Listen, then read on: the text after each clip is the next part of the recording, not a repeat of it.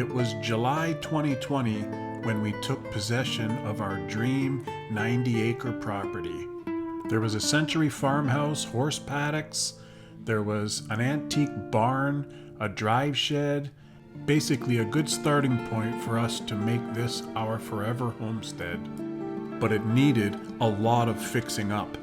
It needed a lot of TLC, and we got started with the interior of the century farmhouse, fixing it, designing it, and making it feel at home. Actually, fruit trees take forever to yield fruit, so one of the first things we did as soon as we took possession of the property is we planted our mini orchard.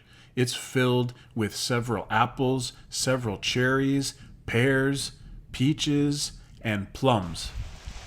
It's a permaculture style, so we also have some nitrogen-fixing honey locust trees. The very first animals we got to the farm were ducklings. Hello, fellas. And then, shortly after the ducklings, we got some chicks. Just me, And we got guys. some light Sussex chicks, Rhode Island chicks, and black leghorn chicks. So now we had ducklings and chicks living in the barn. Then came the pride and joy of the farm, Molly May, the old English sheepdog. This puppy is. And she came to us at 8 weeks old. She's pretty amazing, very smart. She sure did like to dig. She was a little bit mischievous, but we let her free on the farm with a little guidance and a little training. She's turned into an amazing dog, and I couldn't ask for any better breed than the old English sheepdog. Holly. Her training went very smooth. She learned all the basic Good girl. commands at a very young age, Girl, and you she's just smart little overall pooch. incredible. She followed me around the farm wherever we went, and she's my best gal. We didn't go anywhere without our Molly. Sweet Molly decided she was going to help us build a fire pit area. And the rocks were a little heavy for her to push, so my darling just kept her sitting with her on the chair while we got a little fire going and finished off this fire pit area. Overall, this fire pit is a main attraction as soon as you drive up to the farm.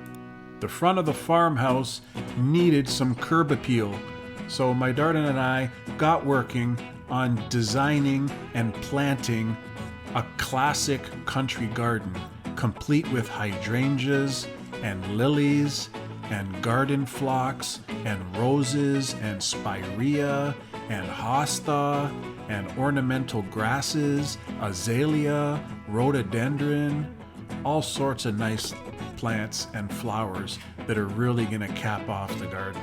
2 years later, the garden is full of life, full of color.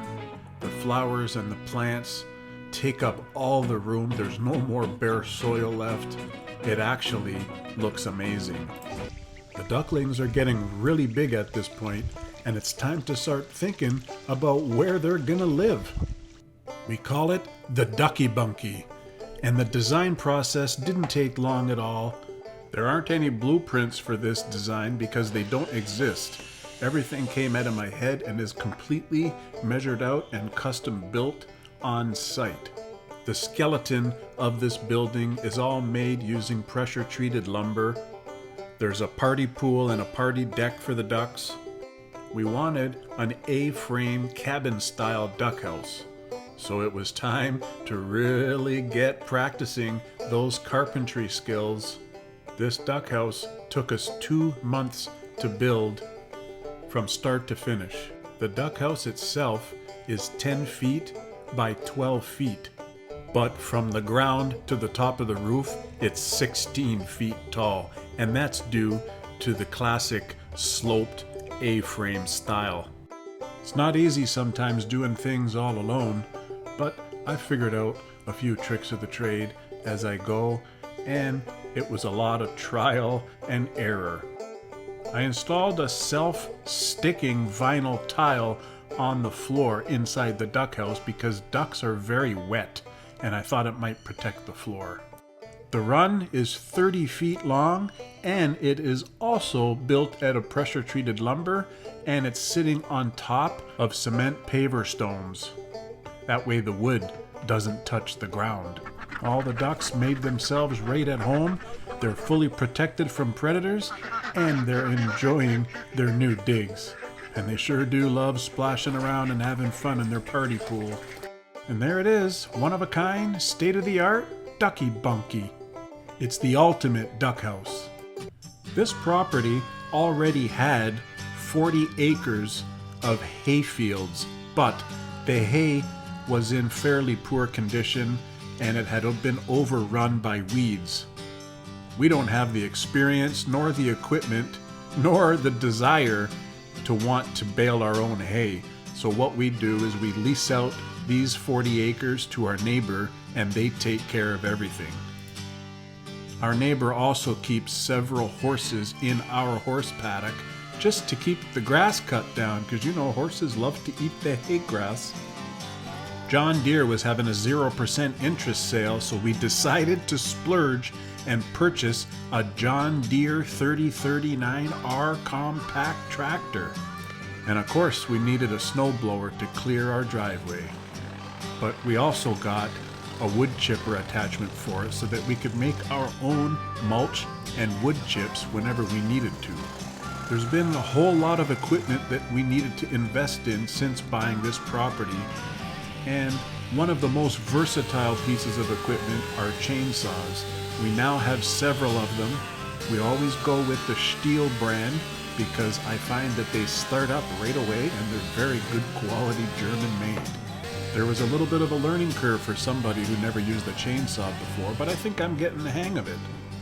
We also invested in a log splitter to help us out with the preparation of the firewood for that first winter, and it's been invaluable. A lot of skills we've had to learn. We've also been learning a lot about forest management because the 15 acres of hardwood bush on this property are super overgrown and they really need to be trimmed out, and a lot of the dead trees need to be felled.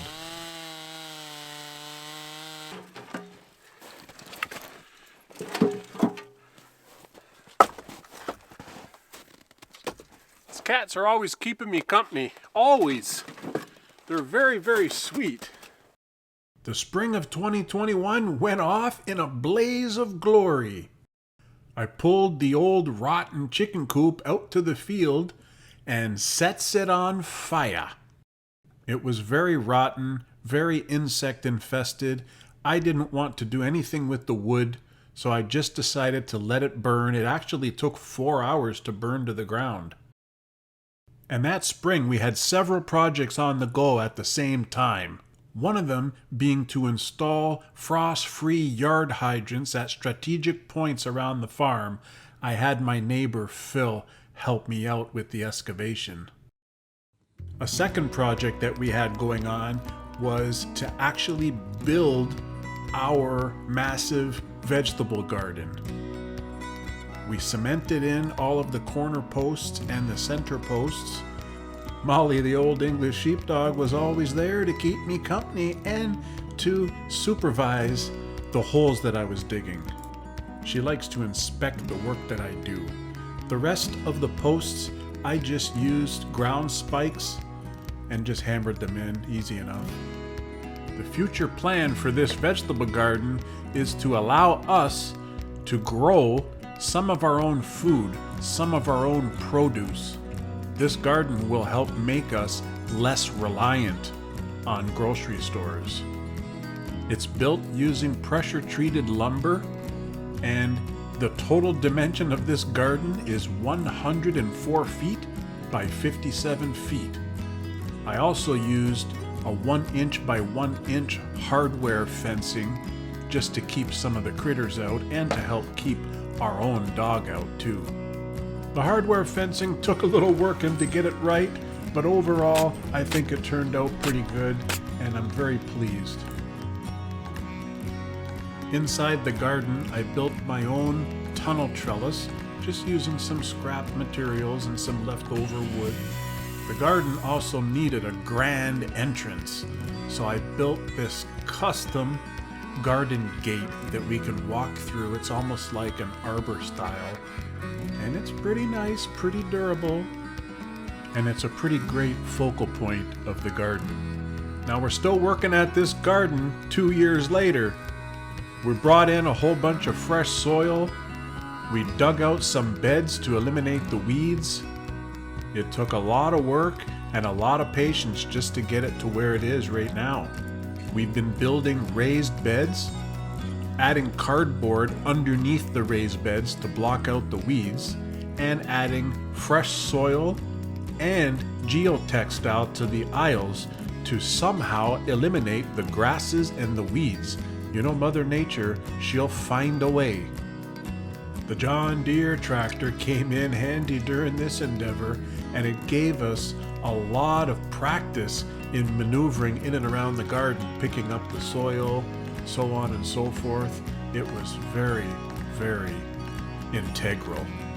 We used the Hugelcoulter method of adding rotting wood to the bottom of the beds, and we invested so far in 6 galvanized steel raised beds. They're 30 inches tall, so it's a lot of soil. So you add wood to the bottom to lessen the amount of soil that you need. Overall, the garden is a work in progress, probably going to take us a couple more years to get it right, and we still need to continue amending the soil to make it more fruitful. The third project that we had on the go at the same time that spring was a custom chicken house build. We needed a place to put our chickens. They've been living in the barn far too long. So I came up with this design of an octagonal, 8-sided, gazebo-style chicken house. Probably the most difficult build of my life, and it really put my carpentry skills to the test. But I was determined to figure out a way to house multiple breeds of chickens without them crossbreeding, and this is the perfect ideal solution. 7 coops in 7 different sections of the 8-sided Chateau du Poulet. Overall, I think it looks amazing. I think it's a one-of-a-kind. I'm very proud. It's probably the fanciest thing I've ever built in my whole life. The chickens are loving their life in there. They're laying us some great eggs. They're giving us some great meat. And I couldn't be happier and couldn't ask for anything more from our flock. Our flock consists of Rhode Island Reds, Black Leghorns, and Light Sussex. And they're all very good egg-laying chickens, and they're also heritage meat breeds. For first-time chicken owners, we've sure learned a lot over the past 2 years, and we feel like we could never live without chickens in our lives again. Later that summer, we got our hands on 4 goose eggs, and we hatched them ourselves along with some of our Khaki Campbell ducks, and sure enough, we got 4 Emden goslings along with a whole bunch of Khaki Campbell ducklings. They were very cute, but we needed a plan for when they got bigger. And while they were growing, I was getting the temporary poultry fencing set up out in the orchard there so that we can free range the ducks and the geese in the orchard. Little did I know that these goslings would become bonded with me and follow me around the farm wherever I went. Let's see if they'll follow me again.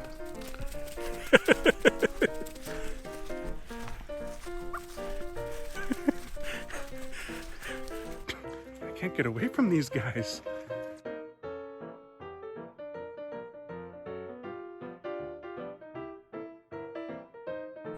But once they were big enough, we had them free-ranging in the permaculture orchard, eating the grass, lessening the cost of our feed, and the ducks were eating all the insects, and both the ducks and the geese were helping to fertilize all of the pasture there inside the orchard.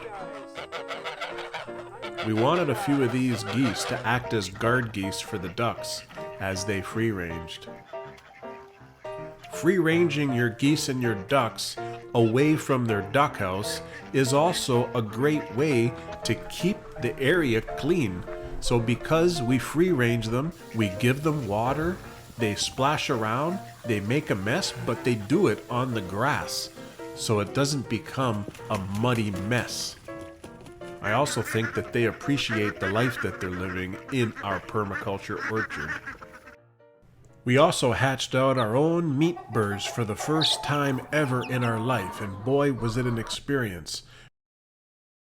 We invested in all the equipment needed to get this done, and it was a simple enough process. A little bit tough to get over doing the actual harvesting itself, but then, we ended up with a whole lot of chicken in the freezer, and it pretty well lasted close to a year. We felt it important to know where our food comes from, and this is just one step in that process. 2022 started with a bang, and we got our hands on some Californian rabbits. We want rabbits on the homestead to give us fertilizer. We need the manure to amend the garden.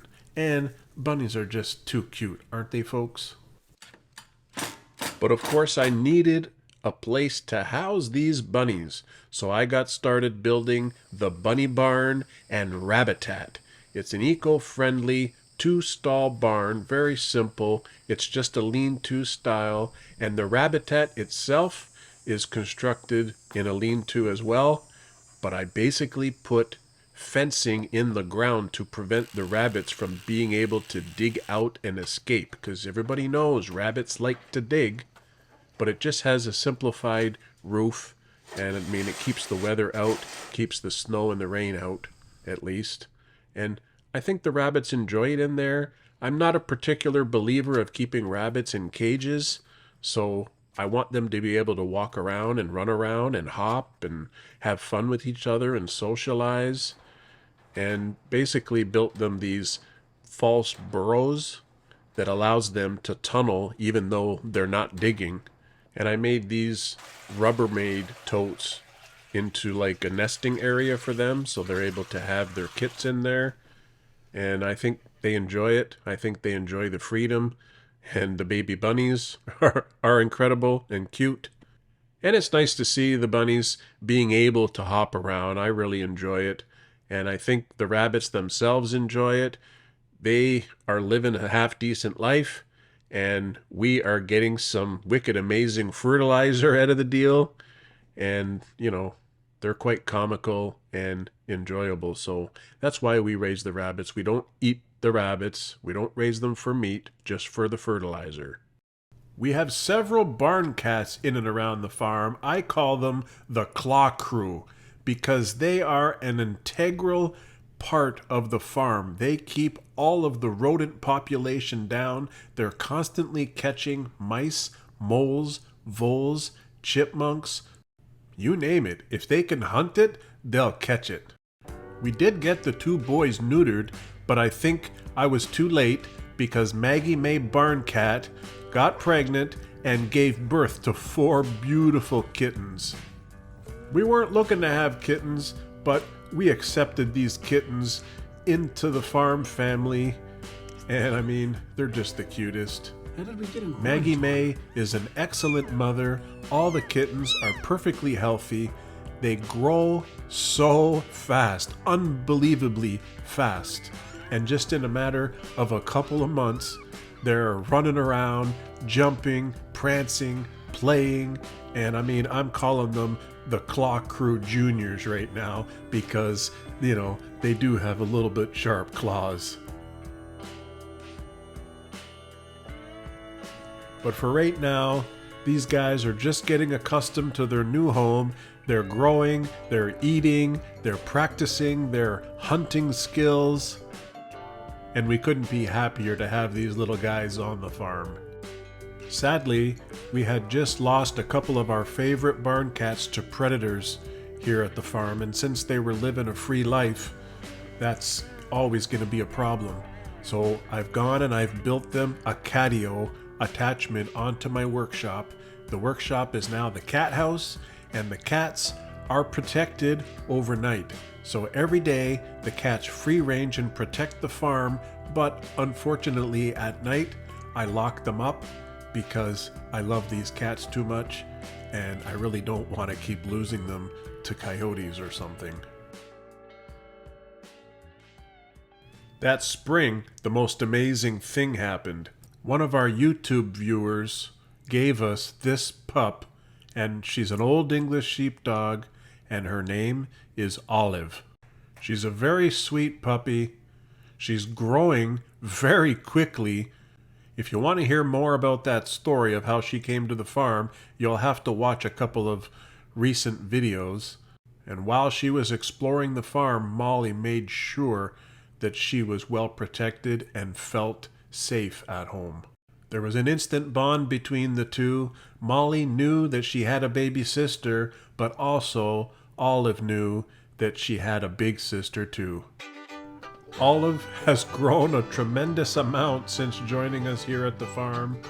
She gets along with the cats for the most part, but definitely she's soft on Maggie May. Olive spends her time getting settled in here at the farm. She gets along great with her big sister Molly. Molly really watches out for her, which is great to see. Best friends for life. Olive's been training with the animals. She understands not to wander too far away. She always stays close by. And she's always having fun with Molly. The two of them are like two peas in a pod. And these two Old English sheepdogs are living their best life, free-ranging on the farm, and I think that's the ideal situation for a sheepdog.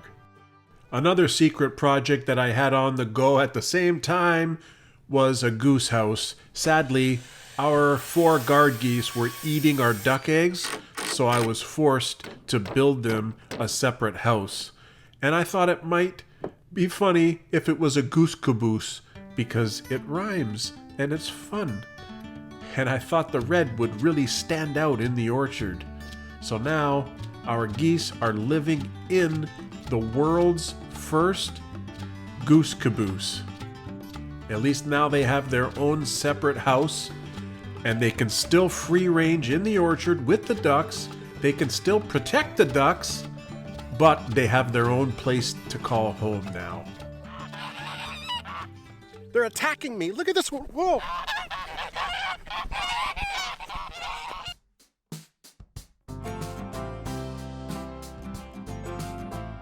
Early fall of 2022 was an incredible time to be around at the farm.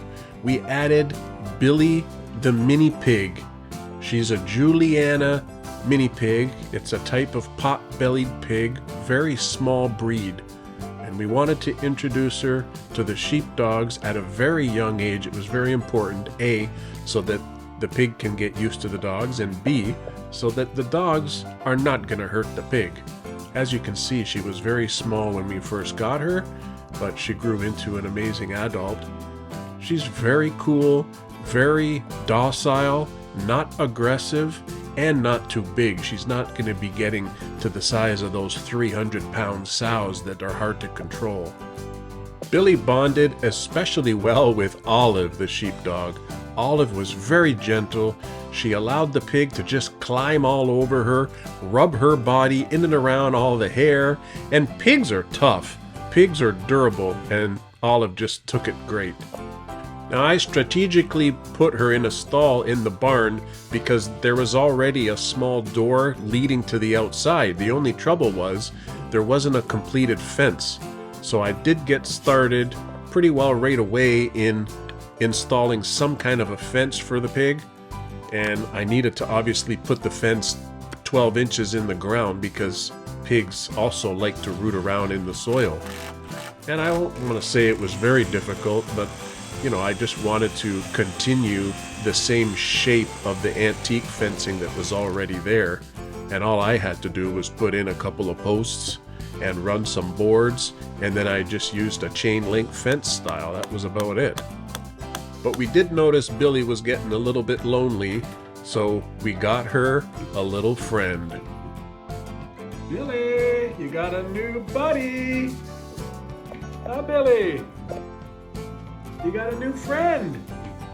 Now, Billy seemed to be happy to have a new boyfriend, Bobby, the new guy, he looks really small, but he caught up in size really quickly, him being a boy and all. And they got along wonderfully, I must say. You know, big happy family. And they're very cool animals. They're very smart. They're smart like a dog. They run around, they get zoomies like a dog. They have these cute little oinks, cute little tails wagging when they're happy. And it's really cool to see, and it's really been a really good addition to the farm. Here he is, guys. Isn't he a cute little fella? Bobby, Bobby. He squealed a little bit, but not as bad as Billy. Billy was a squealer. Billy don't want to be picked up, but this guy, he seems to be a little bit more chill than Billy. His heart's pounding, mind you, but he's a cute little bugger, isn't he? It's okay. I'm not hurting you. Whoa, whoa, whoa.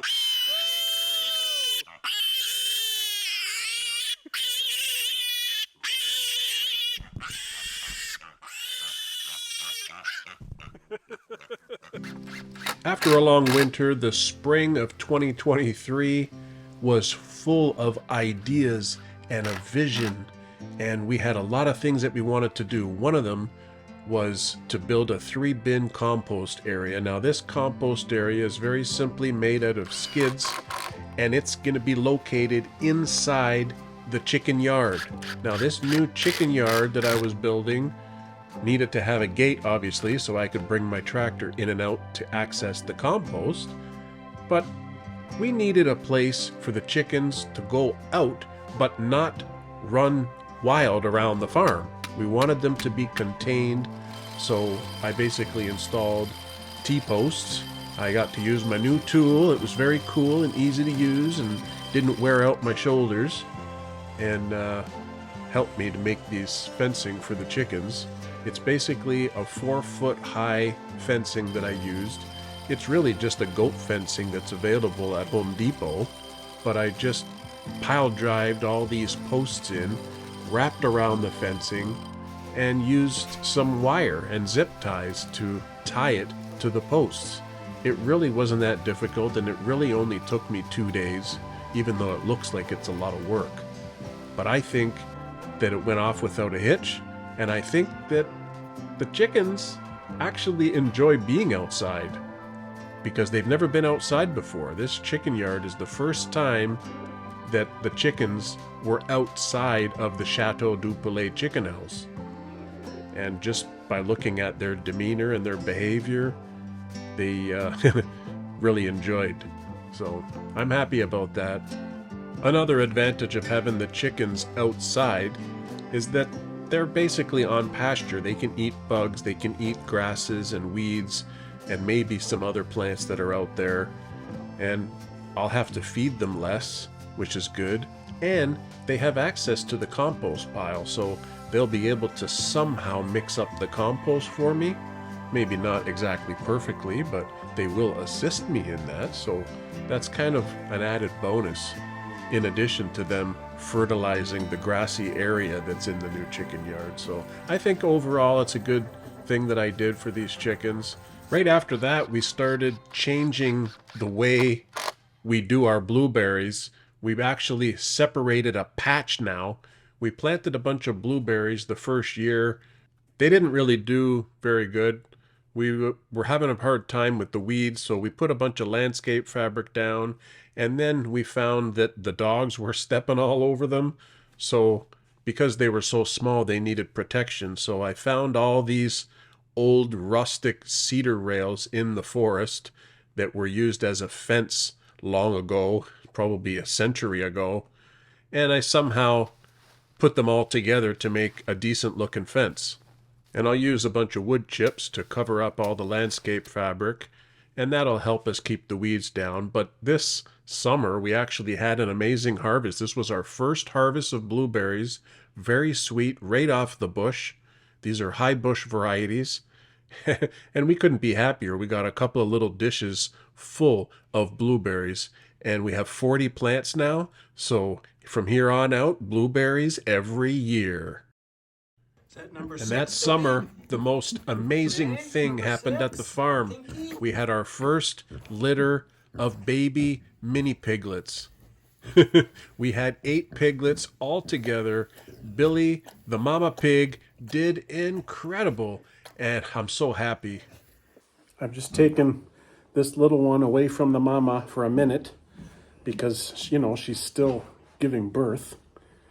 And she's just getting so dirty. Cute little piglet like this should be all cleaned up. I was basically there the whole time for the first 6 piglets, and I witnessed exactly what was going on. I was there to assist if I needed to. You know, sometimes they're just all covered in straw and you have to kind of clean them up a bit. And you want to kind of remove the baby away from the mama while she's giving birth because she can step on them and crush them. So it's not an ideal to leave all the piglets with the mama during that time. But what an experience. Incredible experience. Went to pick up my darling from work, and then there's 2 more piglets. We were only gone for maybe 40 minutes. So 8 piglets altogether right now. I don't know. I think she doesn't have any more in there because that placenta's out, eh?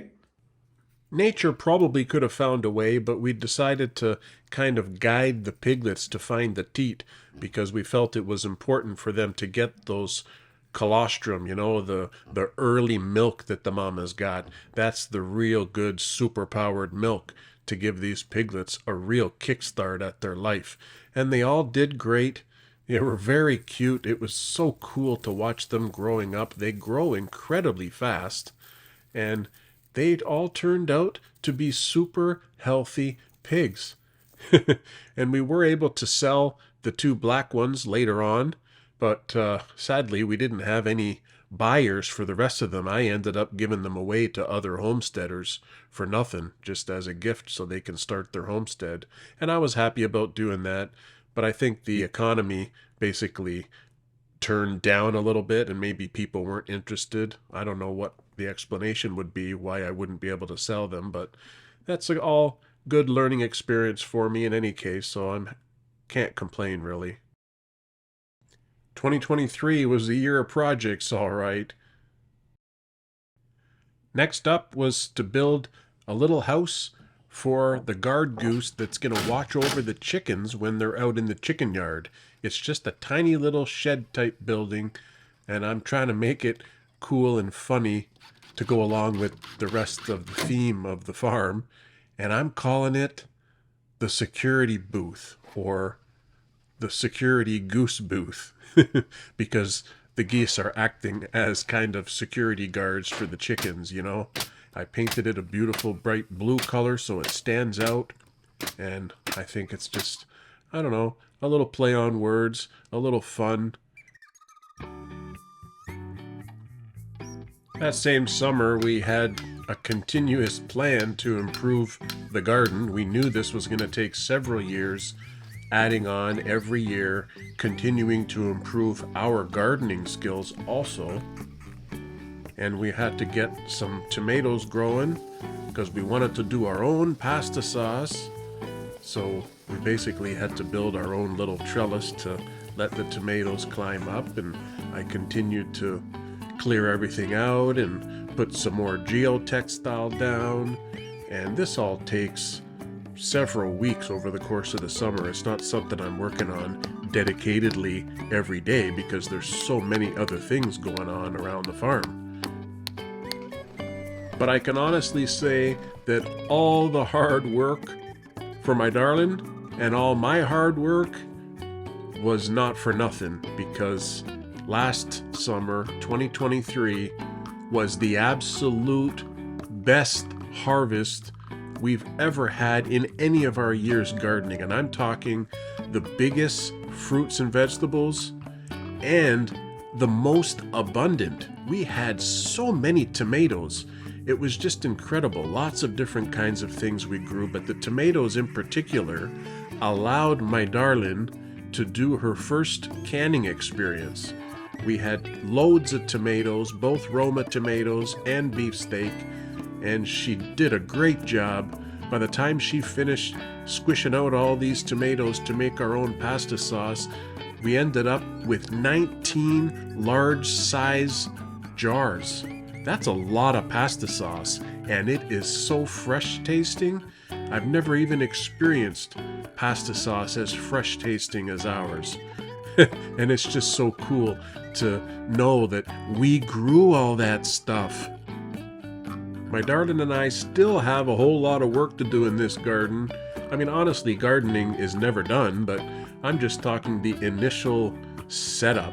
It's still not finished. We're still working on it, hopeful that we can continue to work on it in 2024 as well. Fun times in the garden. The fall of 2023 saw me break ground on a new workshop.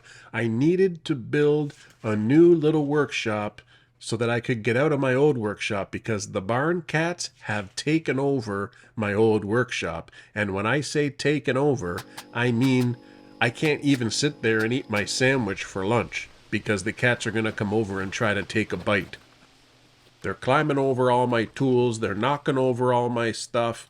So I came to the conclusion that I just need to build myself a new workshop, my own little space. It's going to be a cool little man cave type thing. And it's not really that complicated to build, I think. I mean, my building skills are limited, but I think I can handle it, and I did pretty good. It turned out to be a pretty cool experience in this build, and I mean, I am proud of the kind of work that I do. I'm not a professional carpenter by trade or anything like that. I'm just a weekend warrior handyman, but I feel like I could probably build my own house if I wanted to. I have at least basic understanding on how to use the tools and how to design and things like that, so it all comes in handy when you're trying to build a small farmstead. Overall, I think it turned out pretty good. It's not 100% done, because it still needs to get some kind of a stain on the wood, and I need the batten sawn, but other than that, it's looking good. And since I had my new workshop finished enough that I could clear everything out of my old workshop, I'm transforming it into a new cat house. I'm calling it the Barn Cat Cave, and it's basically gonna be a state-of-the-art, ultimate barn cat playhouse. Mind you, the cats go out on the farm pretty well every day, but on those days that they're stuck inside because of a storm and really bad weather, they at least have a lot of activities. They're gonna have climbing apparatuses. They're gonna have little cubby holes with heating pads so that they can stay warm. And I found a bunch of stuff off Amazon to kind of make it look really cool in there, like some clear glass domes. They're pretty fun.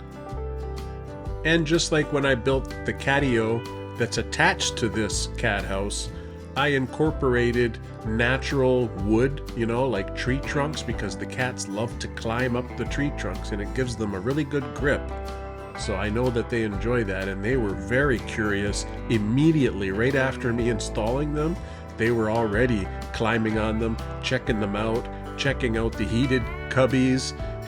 And they're so cool to watch, and I'm very proud and happy that I can give them this little space for them to hang out in, as most barn cats don't have access to this kind of space. They just live in the barn.